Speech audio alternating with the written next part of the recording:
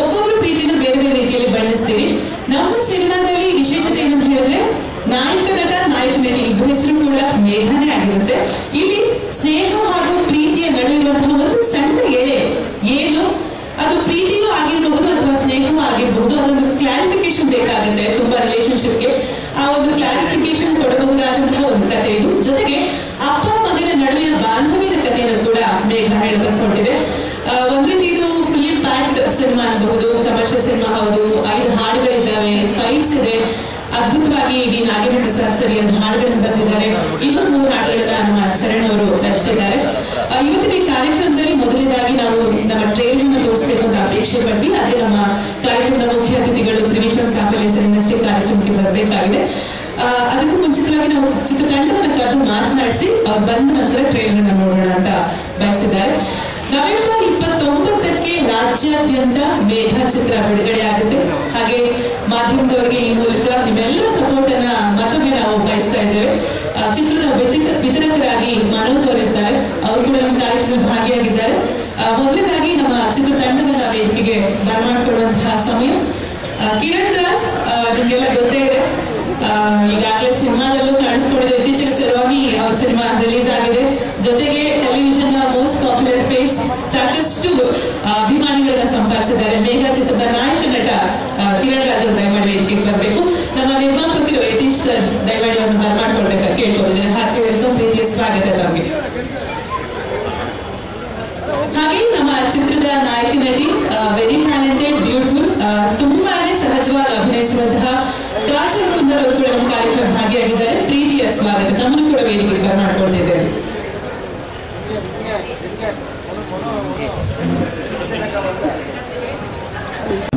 Megha cinema ಇದೇ ತಿಂಗಳು 29ನೇ release ಆಗ್ತಾ ಇದೆ. ಇದು ಆಲ್ಮೋಸ್ಟ್ ನಿಮಗೆ 1 ವರ್ಷದ ಕನಸು ಇದೆ. ತುಂಬ ಪ್ಲ್ಯಾನ್ ಮಾಡಿ ಇಷ್ಟಪಟ್ಟು ಡೈರೆಕ್ಟರು ಮತ್ತು ನಮ್ಮ ಆರ್ಟಿಸ್ಟ್ ಟೀಮ್ ಎಲ್ಲರೂ ತುಂಬ ಸಪೋರ್ಟ್ ಮಾಡಿ ಈ ಸಿನಿಮಾ ಕಂಪ್ಲೀಟ್ ಆಗಿ ಈಗ 29 ನಿಮ್ಮ ಮುಂದೆ ಬರ್ತಾ ಇದೆ, ಪ್ರೇಕ್ಷಕರ ಮುಂದೆ ಬರ್ತಾ ಇದೆ. ನಾವು ನಿಮ್ಮ ಮಾಧ್ಯಮ ಮೂಲಕ ಎಲ್ಲ ಪ್ರೇಕ್ಷಕರಿಗೆ ವಿನಂತಿ ಮಾಡ್ಕೊಳ್ಳೋದು, ರಿಕ್ವೆಸ್ಟ್ ಮಾಡ್ಕೊಳ್ಳೋದು, ಎಲ್ಲರೂ ಬಂದು ಥಿಯೇಟ್ರಲ್ಲಿ ಸಿನಿಮಾ ನೋಡಿ ನಮ್ಮ ಹೊಸ ತಂಡಕ್ಕೆ ಆಶೀರ್ವಾದ ಮಾಡಿ, ಹಾಗೆ ಸಕ್ಸಸ್ ಸಿಗಲಿ ಅಂತ ಆಶೀರ್ವಾದ ಮಾಡಿ, ಪ್ರೋತ್ಸಾಹ ಮಾಡಿ ಅಂತ ಕೇಳ್ಕೊತೀನಿ.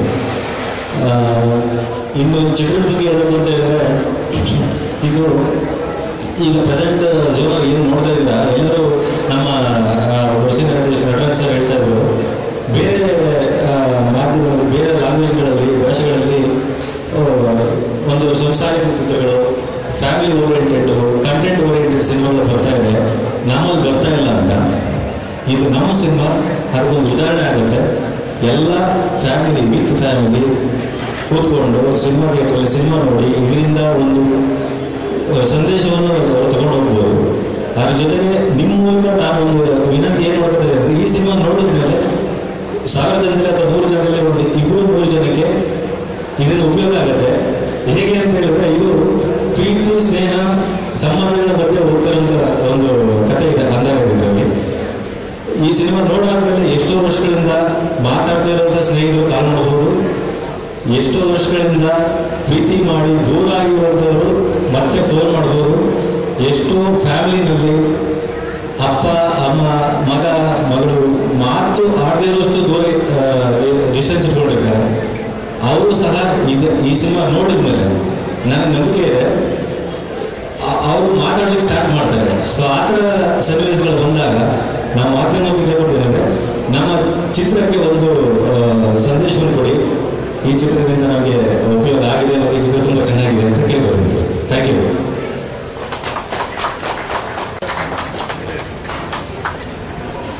ತುಂಬಾ ಕಡೆ ಶುರು ಮಾಡಿ ಸ್ವಲ್ಪ ಮಾತಾಡಿದ್ದೀರಾ. Thank you so much.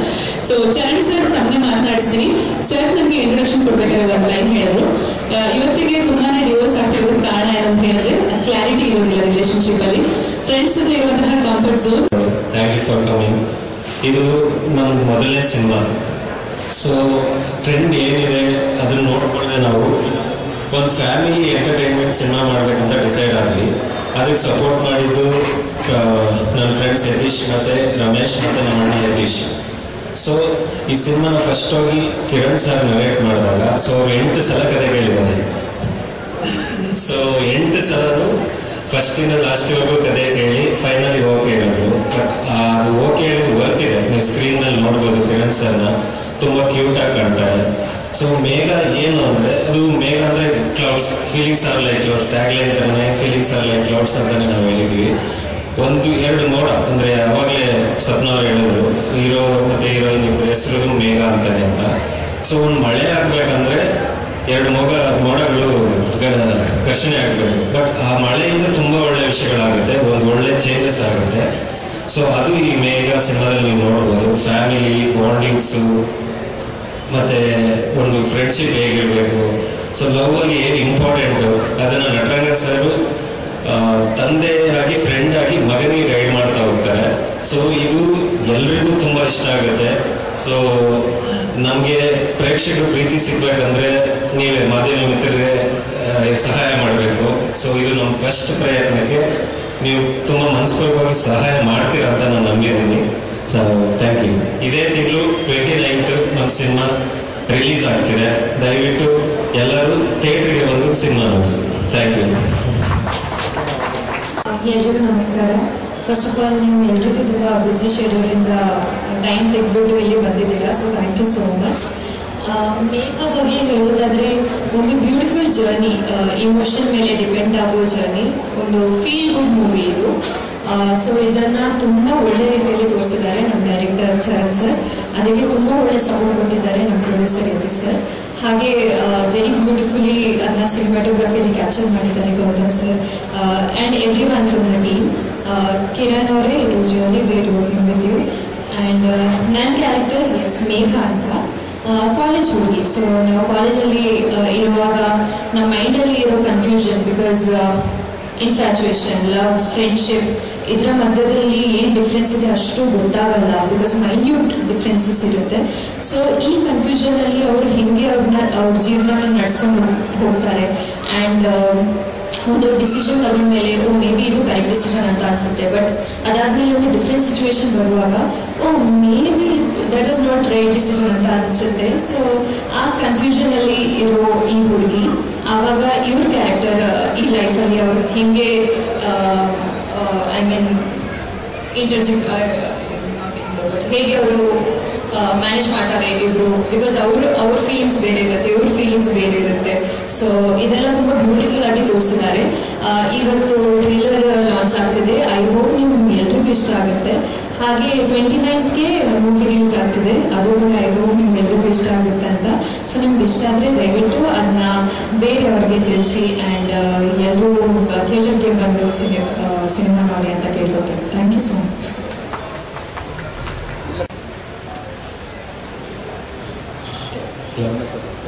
ಎಲ್ಲರಿಗೂ ನಮಸ್ಕಾರ.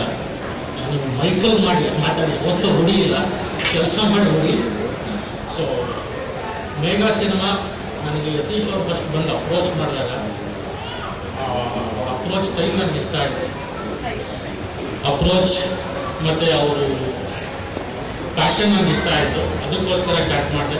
ಇದು ಆ್ಯಕ್ಚುಲಿ ನಂದು ರೀಸ್ಟಾರ್ಟ್ ಆಲ್ಮೋಸ್ಟ್ ನಾವು 8 years ಆದಮೇಲೆ ರೀಸ್ಟಾರ್ಟ್ ಮಾಡ್ತಿರೋದು. ಅದಕ್ಕೆ ಮುಂಚೆ ನಾವು 290 ಸಿನಿಮಾ ಮೇಲೆ ಅದರ್ ಲ್ಯಾಂಗ್ವೇಜ್ ಸಿನಿಮಾ ಡಿಸ್ಟ್ರಿಬ್ಯೂಟ್ ಮಾಡಿದ್ದೀವಿ. ಇದೇ ನಮ್ಮ first Kannada cinema. Very open ಆಗಿ ಬೋಲ್ಡಾಗಿ ಹೇಳ್ತಾ ಇದ್ದೀನಿ statement. And what I am looking here it ಡಿಸ್ಟ್ರಿಬ್ಯೂಷನಲ್ಲಿ ವೆರಿ ಟ್ರಾನ್ಸ್ಪರೆನ್ಸಿ ನೋಡ್ತಾ ಇದ್ದೀವಿ. ಸೊ ಟ್ರಾನ್ಸ್ಪರೆನ್ಸಿ ತರೋ ಉದ್ದೇಶದಲ್ಲಿ ಕನ್ನಡ ಸಿನಿಮಾ ವೆರಿ ಟ್ರಾನ್ಸ್ಪರೆಂಟ್ ಉದ್ದೇಶದಲ್ಲಿ ಈ ಮೇಘಾ ಸಿನಿಮಾನ ಒಪ್ಕೊಂಡೆ. ಅವ್ರ ಸಪೋರ್ಟ್ ತುಂಬ ಚೆನ್ನಾಗಿದೆ. ಬಟ್ ಅದಕ್ಕಿಂತ ಇನ್ನೊಂದು ಉದ್ದೇಶ ಏನಂತ ಹೇಳಿದ್ರೆ, ಮೇಘಾ ನನ್ನ ವೈಫ್ ಹೆಸರು. ಕೋಇನ್ಸಿಡೆನ್ಸ್ ಏನಂದರೆ 29th ನನ್ನ wife birthday. 29th date check ಮಾಡಿರಲಿಲ್ಲ. So restart, let us see how best to happen and all multiplex. Megha cinema release ಆಗ್ತಾ ಇದೆ 29th. ದಯವಿಟ್ಟು ಎಲ್ಲರೂ ಥಿಯೇಟ್ರಿಗೆ ಬಂದು ಸಿನಿಮಾ ನೋಡಿ. ಮತ್ತು ಈ ಸಿನಿಮಾದಲ್ಲಿ ಸಾಂಗ್ಸ್ ಆಲ್ಮೋಸ್ಟ್ ಎಲ್ಲ ಸಾಂಗು ಕೇಳಿದ್ದೀನಿ, ಎಲ್ಲ ಸಾಂಗು ಸೂಪರಾಗಿದೆ. ಅದರಲ್ಲಿ ಒಂದು ಡೌಟ್ ಅಂತೂ ನನಗಂತೂ ಕಾಡ್ತಾನೆ ಇದೆ ಸರ್. ಒಂದು ಸಾಂಗು ಉಡುಪಿಯಲ್ಲಿ ಮಾಡಿದ್ವಿ, ಯಾರೋ ಇವಳು ಸುಂದರಿ ಅಂತ. ಸಾಂಗ್ ಬಿಗಿನಿಂಗು ಹೀರೋ ನೋಡ್ತಾರೆ ಹೀರೋಯಿನ್ನ, ಸಾಂಗ್ ಎಂಡಲ್ಲಿ ಎಡಿಟ್ ಆಗ್ತವೆ, ಅಂದರೆ ಬಿಟ್ಟು ಹೋಗ್ತಾರೆ. ಅದು ಏನಕ್ಕಂತ ನನಗಂತೂ ಗೊತ್ತಾಗಿಲ್ಲ ಸರ್. 29th ನೋಡಬೇಕಂತ ತುಂಬ ಕುತೂಹಲ ಇದ್ದರೆ ಒಳ್ಳೆ ಸಾಂಗ್ಸ್ ಇದೆ. ಕಿರಣ್ ಸರ್ ಆಲ್ಮೋಸ್ಟ್ ನೋಡಿದ್ದೀರಾ. So very good performer. So ನಾವು ವೇಟ್ ಮಾಡ್ತಾ ಇದ್ದೀವಿ ಮೂವಿ ನೋಡೋದಕ್ಕೆ sir. Thank you. Thank you Bala master. Dance ಮಾಡಿದ್ರೆ ಮಾಡಿದ್ದಾರೆ, ಮಾತಾಡಿ ಅಂದ್ರೆ ಚೇರ್ ನಿಂತ್ಕೊಂಡಿದ್ದಾರೆ. Thank you master. So Darshan ಒಂಚೂರು ಸಪೋರ್ಟ್ ಮಾಡಿದ್ದೀನಿ ಅಷ್ಟೇ. ಅವ್ರು ಇಲ್ದಿರೋ ಕಾರಣ ನಾನೊಂದು ಸೀನ ಶೂಟ್ ಮಾಡಬೇಕಾಗ್ಬಂತು.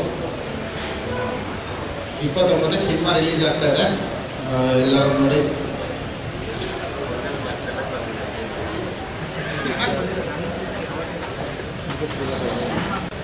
ಮೊದಲನೇದಾಗಿ ಎಲ್ಲ ಮಾಧ್ಯಮ ಮಿತ್ರರಿಗೆ ನಮಸ್ಕಾರ.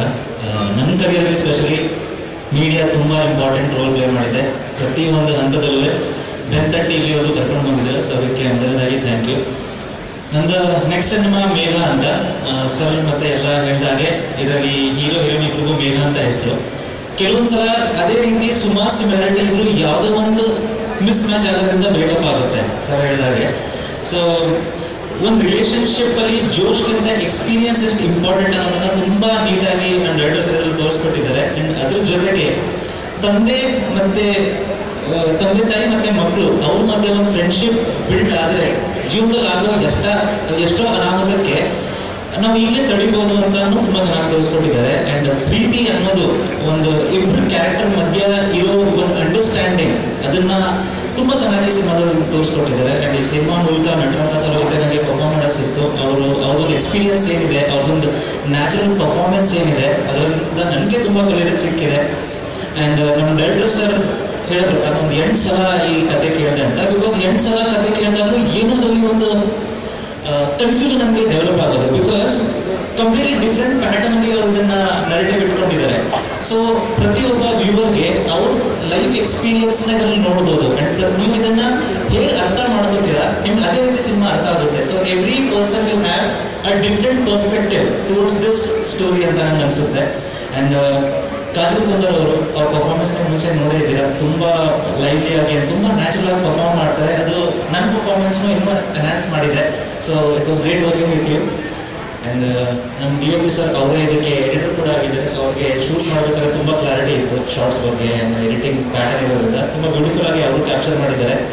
ಅಂಡ್ ಮೇನ್ ಹೀರೋ ಯಾವಾಗಲೂ ಒಂದು ಸಿನಿಮಾಗೆ ನನ್ನ ಪ್ರಕಾರ ಪ್ರೊಡ್ಯೂಸರ್ ಅವರು ಮೇನ್ ಹೀರೋ ಆಗ್ತಾರೆ. ಬಿಕಾಸ್ ಒಂದಷ್ಟು ಜನ ಕನ್ಸು ಕಟ್ಕೊಂಡು ಇಲ್ಲಿ ಬಂದಿರ್ತೀವಿ, ಬಟ್ ಆ ಕನ್ಸ್ಗೆ ಒಂದು ದಾರಿ ಕೊಡದೆ ಪ್ರೊಡ್ಯೂಸರ್ ಅವರು. So thank you Yatish sir, ನಮ್ಗೆ ಎಲ್ಲರ ಮೇಲೆ ನಂಬಿಕೆ ಇಟ್ಟು ಇನ್ವೆಸ್ಟ್ಮೆಂಟ್ ಮಾಡಿದ್ದೀರಾ. ಮಕ್ಕಳಿಗೆ ಬಿಸ್ನೆಸ್ ಮಾಡೋಕ್ಕೆ ಯಾರಾದರೂ ಸಾಲ ಕೇಳಿದಾಗ ನಾಲ್ಕು ಬೈಬಿಟ್ಟು ಕಳಿಸ್ತಾರೆ. ಅದರಲ್ಲಿ ಇಷ್ಟು ಜನ ಮಕ್ಕಳು ಜೀವನದಲ್ಲಿ ಉದ್ಧಾರ ಆಗಲಿ ಅಂತ ನೀವು ಇಷ್ಟೊಂದು ಇನ್ವೆಸ್ಟ್ ಮಾಡಿದ್ದೀರಾ. So thank you so much. And ಇದೇ 29ನೇ ತಾರೀಕಿಗೆ ಸಿನಿಮಾ ರಿಲೀಸ್ ಆಗ್ತಾ ಇದೆ. ಸೊ ಇಷ್ಟು ದಿನ ಏನು ಪ್ರೀತಿ ಎಲ್ಲ ತೋರಿಸಿದ್ರೆ ಇದಕ್ಕೂ ತೋರಿಸ್ತೀರ ಅಂತ ಅನ್ಕೊಂಡಿದ್ದೀನಿ.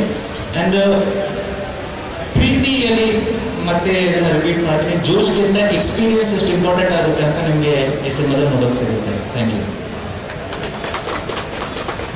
ಕಿರಣ್ ಅವರು ಅಂಡ್ ಇನಿಷಿಯಲ್ ಕಾಲೇಜ್ ಡೇಸ್ ಅಲ್ಲಿ ಒಂದು ಮೆಂಟಾಲಿಟಿ ನಾನು ಆಗಲೇ ಹೇಳಿದೆ, ಒಂದು ಪ್ರೀತಿಗೆ ಜೋಶ್ಗಿಂತ ಎಕ್ಸ್ಪೀರಿಯನ್ಸ್ ತುಂಬಾ ಇಂಪಾರ್ಟೆಂಟ್ ಆಗುತ್ತೆ.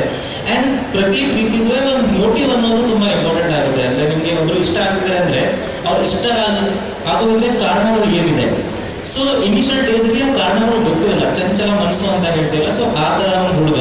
ಅಂಡ್ ಡಿಸಿಷನ್ ಮೇಕಿಂಗ್ ಅಲ್ಲಿ ಒಂದಷ್ಟು ಪ್ರಾಬ್ಲಮ್ ಆದಾಗ ಅವ್ರ ತಂದೆ ಅವನಿಗೆ ಎಕ್ಸ್ಪೀರಿಯನ್ಸ್ ವೈಸ್ ತುಂಬಾ ಹೆಲ್ಪ್ ಮಾಡ್ತಾರೆ.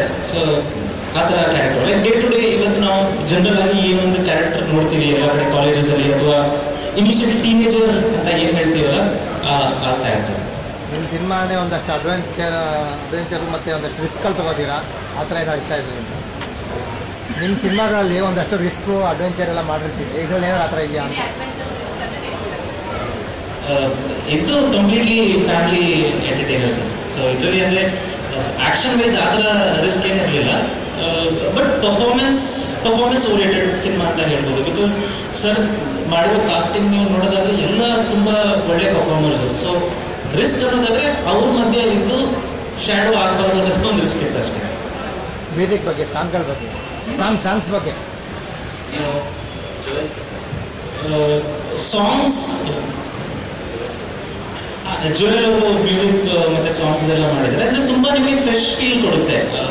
ಕಮರ್ಷಿಯಲ್ ಅನ್ನೋದಕ್ಕಿಂತ ಸೂರಿಂಗ್ ಮ್ಯೂಸಿಕ್ ಅಂತ ಏನ್ ಹೇಳ್ತೀವಿ, ಲೈಕ್ ನೀವು ಲಾಂಗ್ ಡ್ರೈವ್ ಹೋಗ್ಬೇಕಾದ್ರೆ ಚೆನ್ನಾಗಿ ಮಳೆ ಬರ್ತಿರ್ಬೇಕಾದ್ರೆ ಕಾರಲ್ಲಿ ಹಾಕೊಂಡಾಗ ರಿಲ್ಯಾಕ್ಸ್ ಡ್ರೈವ್ ಅಂತ ಹೇಳ್ತಾರ, ಆ ಥರ ಮ್ಯೂಸಿಕ್ ಇದೆ.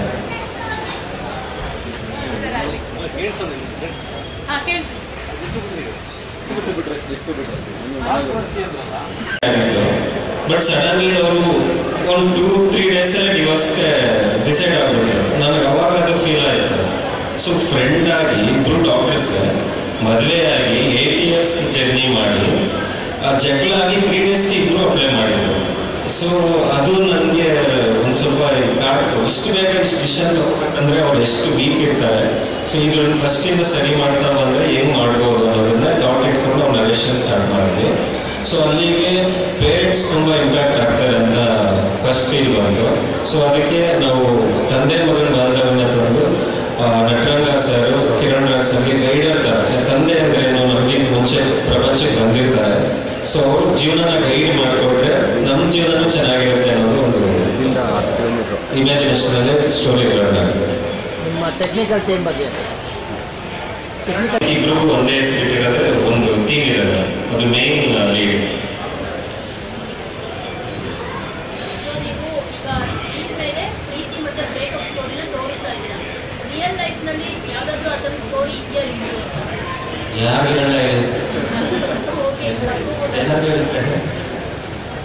ಕಿರಣ್ ಇದೆಯಾ?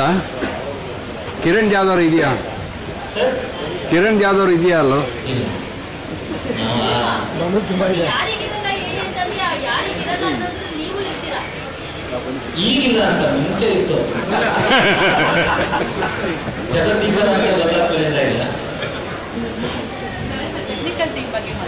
ಟೆಕ್ನಿಕಲ್ ಗೌತಮ್ ನಾಯಕ್ ಅಂತ.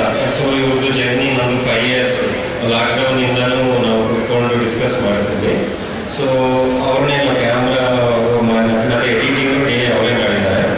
ಜೋಯಲ್ ಸಕಾರಿ ಅಂತ, ಅವನಷ್ಟು ಇಂಜಿನಿಯರ್, ಅವನದು ಒಂದು 8 years ನಮ್ದು ಒಂದು ಬಾಂಡಿಂಗ್ ಇತ್ತು. ಅವ್ನು ಸಾಂಗ್ಸ್ ಮಾಡಿದ್ದಾನೆ.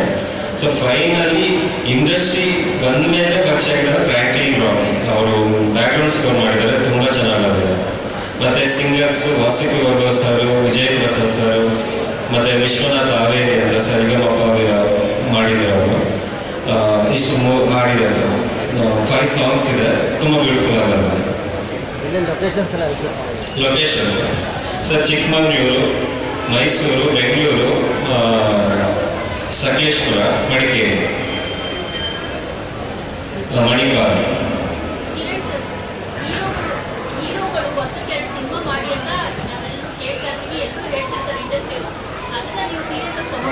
ಖಂಡಿತ ವರ್ಷಕ್ಕೂ ಮಾಡ್ತೇನೆ ನಾನು. ಇನ್ನೊಂದು ಎರಡು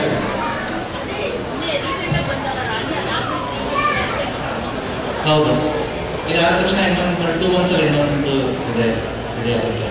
ಅದೇ ಸ್ಪೇಸ್ ಇದೆ ಆ್ಯಂಡ್ ನೆಸೆಸಿಟಿ ಇದೆ. ನಮಗೆ ಟರ್ನ್ ಓವರ್ ಜಾಸ್ತಿ ಆದಾಗ ನಮಗೆ ಇನ್ವೆಸ್ಟ್ಮೆಂಟ್ ಇನ್ನೂ ಜಾಸ್ತಿ ಆಗುತ್ತೆ. ಆ್ಯಂಡ್ ಕೆಲಸ ಜಾಸ್ತಿ ಆದಷ್ಟು ಬರೀ ಒಬ್ಬರು ಕೆಲಸ ಅಂತಲ್ಲ, ಒಂದು ಪ್ರಾಜೆಕ್ಟ್ ಸ್ಟಾರ್ಟ್ ಆದರೆ ಸುಮಾರು ಜನಕ್ಕೆ ಅದು ಕೆಲಸ ಓಪನ್ ಅಪ್ ಆಗುತ್ತೆ. ಆ್ಯಂಡ್ ಆಬ್ವಿಯಸ್ಲಿ ಒಳ್ಳೆ ಪ್ರಾಡಕ್ಟ್ ಕೊಡಬೇಕು, ಬಟ್ ಅದ್ರ ಜೊತೆಗೆ we have to speed up. ಅಂದರೆ ಒಳ್ಳೆ ಪ್ರಾಡಕ್ಟ್ ಕೊಡಬೇಕು ಅಂದ್ರೆ ನಾವು ತೀರಾನು ಲೇಟ್ ಮಾಡೋಕ್ಕಾಗಲ್ಲ. We have to speed up in our process ಅಂತ ಅನಿಸುತ್ತೆ. ಪ್ರಶ್ನೆ ಇಲ್ವಾ ಸರ್? 8 ಸಲ ನೀವು ಸ್ಟೋರಿ ಕೇಳಿದ್ರಲ್ಲ, ಆಮೇಲೆ ನಿಮ್ಗೆ ಅರ್ಥ ಆಗ್ತದೆ ಇರೋದು 8ನೇ ಸಲ ಕೇಳಿ ಏನು ಡಿಫ್ರೆನ್ಸ್ ಆಗುತ್ತೆ? ಜಾಸ್ತಿ ಅರ್ಥ ಮಾಡ್ಕೋಬಾರ್ದು, ಸುಮ್ಮನೆ ಕೆಲಸ ಮಾಡಬೇಕು ಅಂತ ಅರ್ಥ ಇದೆ ಅಷ್ಟೇ. ಸ್ಟೋರಿ ಏನಾಗ್ತದೆ ಸರ್? ಅಂದ್ರೆ ಸರ್ ಸ್ಟೋರಿ ಅಂತ ಏನಕ್ಕೆ ಅಂತಂದ್ರೆ, ಬಿಕಾಸ್ ಸ್ಟೋರಿ ನರೇಷನ್ ಕೂಡ ನಿಮಗೆ ಸ್ಕ್ರೀನ್ ಮೇಲೆ ಪ್ರೊಜೆಕ್ಷನ್ ತುಂಬಾ ಡಿಫ್ರೆನ್ಸ್ ಇರುತ್ತೆ. ಕೆಲವು ಸಲ ನಾವು ಮಾತನ್ನು ಕೇಳೋ ಭಾವನೆಗಳು ನೋಡಿದಾಗ ಇನ್ನೂ ಬೇರೆ ತರ ಅರ್ಥ ಆಗುತ್ತೆ, ಅಥವಾ ನಾವು ಹೊರಗಡೆದನ್ನ ಹೇಳಿದಾಗ ಅರ್ಥ ಆಗ್ತಿರೋದು ನಿಮ್ಗೆ ಸ್ಕ್ರೀನ್ ಮೇಲೆ ನೋಡಿದಾಗ ಅರ್ಥ ಆಗುತ್ತೆ. ಅಥವಾ ಕೆಲವು ಸಲ ಇಲ್ಲಿ ಹೇಳಿದಾಗ ನಿಮಗೆ ಇಷ್ಟ ಆಗಿರೋದು ಸ್ಕ್ರೀನ್ ಮೇಲೆ ಇಷ್ಟ ಆಗಲ್ಲ. ಆ್ಯಂಡ್ ನಾನು ಸ್ಟಾರ್ಟ್ ಹೇಳ್ಬೇಕಾದ್ರೆ ಮಾತು ಹೇಳಿದ್ರೆ ತುಂಬಾ ಒಂದು ಪ್ರೀತಿ ತೋರಿಸ್ತಿದ್ದೀರಾ ನಮಗೆ ಪ್ರತಿಯೊಂದು ಹಂತದಲ್ಲೂ. ಸೊ ನಮಗೆ ಅದೊಂದು ರೆಸ್ಪಾನ್ಸಿಬಲ್ ಫೀಲ್ ಆಗುತ್ತೆ. ಸೊ ಯಾವುದೋ ಒಂದು ಕೆಲಸ ಮಾಡಬೇಕಾದ್ರೆ ನಾನು 1000 ಸಲ ಬೇರೆಯವ್ರಿಗೆ ಇಷ್ಟ ಆಗುತ್ತೆ ಅಂತ ಯೋಚನೆ ಮಾಡೋ ಒಂದು ಪರ್ಸ್ಪೆಕ್ಟಿವ್ ಅಲ್ಲೇ ಇರ್ತೀನಿ. ಸೊ ಅದಕ್ಕೆ ಪ್ರತಿ ಸಲ ಕ್ರಾಸ್ ಚೆಕ್ ಮಾಡ್ತಿದ್ದೆ, ಬಿಕಾಸ್ ಕಂಪ್ಲೀಟ್ಲಿ ಬೇರೆ ಪ್ಯಾಟರ್ನ್ ಇದೆ ಇದ್ರದ್ದು ಒಂದು ನರೇಟಿವ್ ಏನಿದೆ. ಸೊ ಅದು ಸುಲಭವಾಗಿ ಅರ್ಥ ಆಗಲ್ಲ, ಬಿಕಾಸ್ ಪ್ರತಿಯೊಬ್ಬರಿಗೂ ನೀವು ಯಾವ ಪರ್ಸ್ಪೆಕ್ಟಿವ್ ಅಲ್ಲಿ ಸಿನಿಮಾ ನೋಡ್ತೀರಾ ನಿಮಗೆ ಆ ಪರ್ಸ್ಪೆಕ್ಟಿವ್ ಅಲ್ಲಿ ಅದು ಅರ್ಥ ಆಗುತ್ತೆ. ಅಂಡ್ ಈಗ ನನಗೆ ಸ್ಪೆಷಲಿ ಈ ಸಿನಿಮಾದಲ್ಲಿ ತಂದೆ ಮತ್ತೆ ಮಗಂದು ಏನು ಬಾಂಧವ್ಯ ಇದೆ, ಅವ್ರ ಮಧ್ಯೆ ಏನು ರಿಲೇಷನ್ ಇದೆ, ನಮಗೆ ಅದು ತುಂಬಾ ಇಷ್ಟ ಆಗಿದೆ. ಅದೇ ಬೇರೆಯವ್ರಿಗೆ ಇದನ್ನು ನೋಡ್ಬೇಕಾದ್ರೆ ಹೀರೋ ಹೀರೋಯಿನ್ ಮಧ್ಯೆ ಕನ್ಫ್ಯೂಷನ್ ಇಷ್ಟ ಆಗ್ಬೋದು, ಅಥವಾ ತಂದೆ ಮತ್ತೆ ಮಗನ ಮಧ್ಯೆ ಆಗಿರೋ ಒಂದು ಡಿಫ್ರೆನ್ಸ್ ಏನಿರುತ್ತೆ, ಅಂದ್ರೆ ನಿಮ್ಗೆ ಪ್ರೀತಿ ಇರುತ್ತೆ ನಿಮ್ಮ ತಂದೆ ತಾಯಿ ಪ್ರತಿ, ಬಟ್ ಅದನ್ನ ಪ್ರತಿ ಸಲ ಹೇಳ್ಕೊಳ್ಳೋದಕ್ಕಾಗಲ್ಲ. ಆ ಒಂದು ಪಾಯಿಂಟ್ ಇಷ್ಟ ಆಗ್ಬೋದು. ಸೊ ಎಂಟ್ಸಲ ಏನಕ್ಕೆ ಅಂದ್ರೆ I was trying to find out that book ಯಾವುದು ನನ್ನಿಂದ ಜನಕ್ಕೆ ಸೇರುತ್ತೆ ಅಂತ. ಸರ್ ನನಗೆ ಪರ್ಸನಲಿ ತಂದೆ ಮಗನ ರಿಲೇಶನ್ಶಿಪ್ ಏನಿದೆ ಅಂದ್ರೆ ನನಗೆ ಪ್ರತಿ ಸಲ ಅದೇ ಅನಿಸ್ತಿತ್ತು, ಪ್ರತಿಯೊಬ್ಬ ತಂದೆ ತಾಯಿ ಈ ತರ ಆಗೋದ್ರೆ ಲೈಫಲ್ಲಿ ಎಷ್ಟೋ ಪ್ರಾಬ್ಲಮ್. ಇವತ್ತು ನಾವು ಡಿಪ್ರೆಷನ್ ಅಂತ ಏನ್ ಕರಿತೀವಲ್ಲ ಅದೊಂದು ಡಿಪ್ರೆಷನ್ ಅಂತ ಯಾರು ಇರಲ್ಲ. ಇಫ್ ತಂದೆ ತಾಯಿ ಫ್ರೆಂಡ್ಸ್ ಆಗಿ ಅವ್ರ ಮಕ್ಕಳನ್ನ ಟ್ರೀಟ್ ಮಾಡಿದ್ರೆ ಅಂತ. Thank you so much. ಬೇಗ ಚಿತ್ರದ ಟ್ರೈಲರ್ ಲಾಂಚ್. ಈ ಚಿತ್ರತಂಡಕ್ಕೆ ಹಾಗೂ ಚಿತ್ರಕ್ಕೆ ನಾನು ಶುಭ ಹಾರೈಸ್ತಾ ಇದ್ದೇನೆ. Okay sir.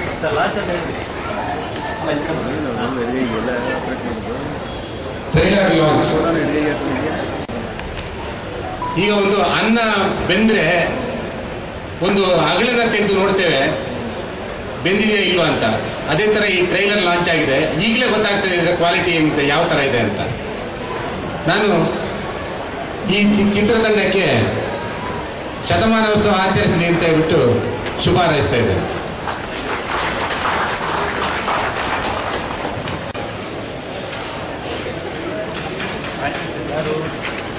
ಫ್ರಾಂಕಿ ಅವರು ದಯಮಾಡಿ ವೇದಿಕೆಗೆ ಬರಬೇಕು ಪ್ಲೀಸ್.